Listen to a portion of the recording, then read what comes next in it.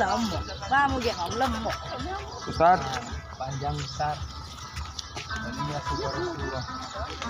Kendaraan Rasulullah dan para orang Arab yang berpergian jauh biasa memakai unta untuk dalam perjalanan jauh ini. Karena unta mempunyai kelebihan yang luar biasa. Ini unta ini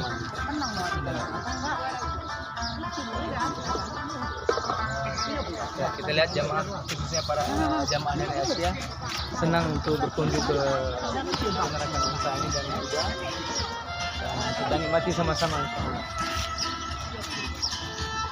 Pengalaman seperti ini adalah untuk mengetahui bagaimana keadaan masyarakat Arab khususnya dalam menjalani kehidupan.